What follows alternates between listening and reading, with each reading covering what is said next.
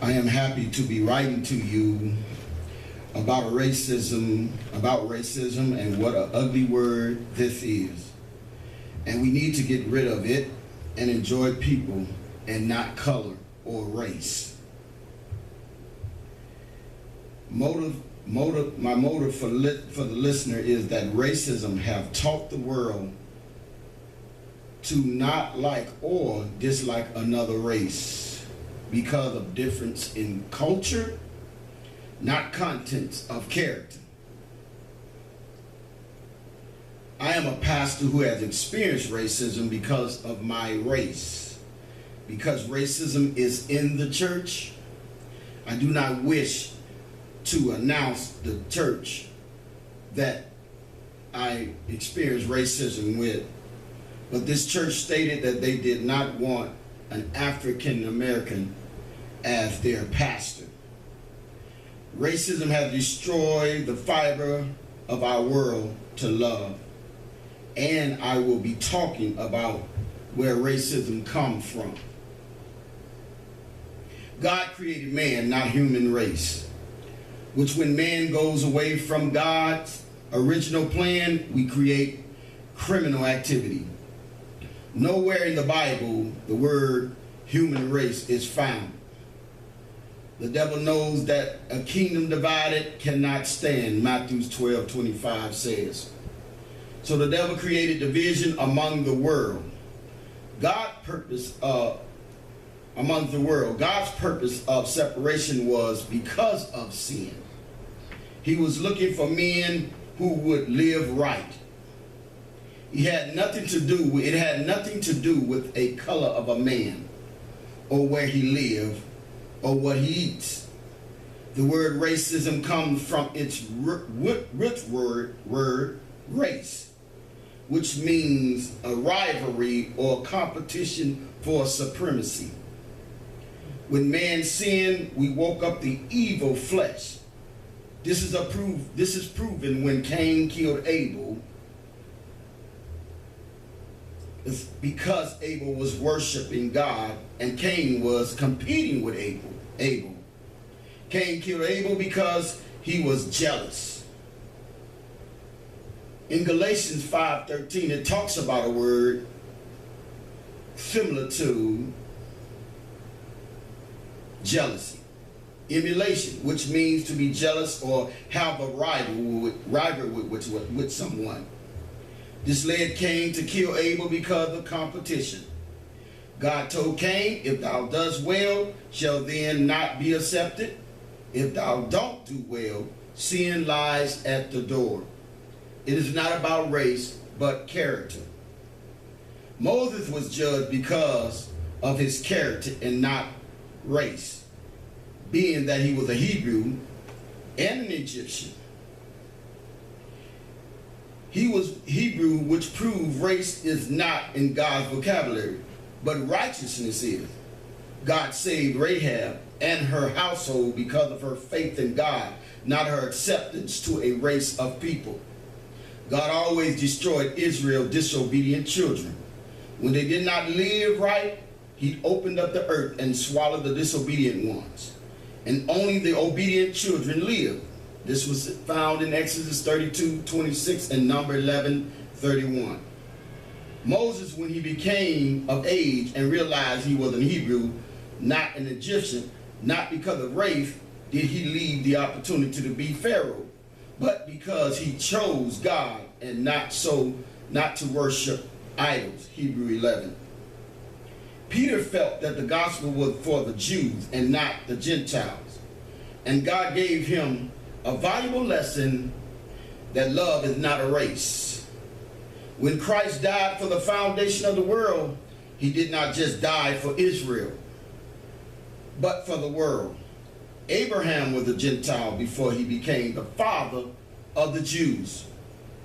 Peter did not understand the God of the Old Testament, who was and is merciful to who he wants to show mercy to. Rahab was a Gentile who was saved. And David, through her line, and Jesus came through her line. Peter did not see the big picture, which was God was bringing in the era of the church. God so loved the world that he gave his only begotten son. Peter was given a dream about clean and unclean animals and was told to eat the unclean animal, which was against Jewish people religion. The point of the dream was to let Peter know that he was racist. The Holy Ghost changed Peter's heart so that Peter could see what kind of God we serve. He is the God of the universe, and not just for the Jews, and for any race for that matter. Peter was told to go to Cornelius' house and tell him how to be saved. Him and his household. He was a Roman Italian soldier who served the Lord and wanted to know the truth. Acts 10. In conclusion, racism is a man-made word to separate mankind from each other and God. God tells us to love our neighbor. That means anybody, not just the person next door to your house. America is called the great melting pot because all kinds of race that lives in America. And racism is seen at its best in America. African American and other race are not included in American dreams. This is a strong statement, but let's look at it by using our common sense. There are 229 million whites, and there are about 38.8 million African American. The census says that the unemployment rate is 4.2% for whites and 8.3% for blacks. For Asian, 3.8%. For Hispanic, 5%. This tells us that 219,382,000 whites have jobs and 35,570,600 blacks have jobs. This is an alarming statistic when you talk about racism. Most ghettos are African American because they cannot find employment. It causes poverty, and where there is poverty, there is crime. Proverbs 6:30 says, men do not despise, he says, men, don't you despise a thief if he steals to satisfy his soul when he is hungry. What we do not understand is America is not a race. It is people born in America, which means there should be equal opportunity for all Americans, not because the color of their skin. If we could understand this, it would boost our economy astronomically, because the whole nation will have wealth and not a certain class.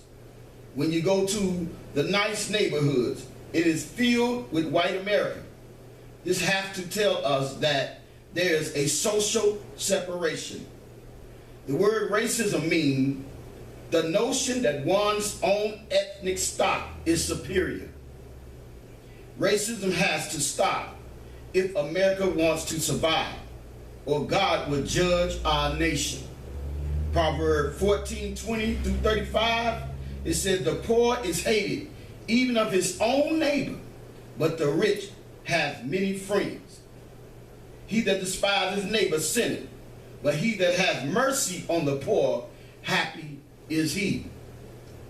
So we are faced with this word racism, which we need to learn to hate, because it is destroying not just America.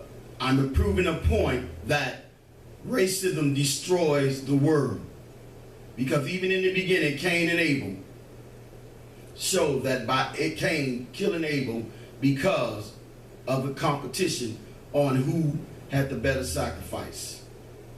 Thank you.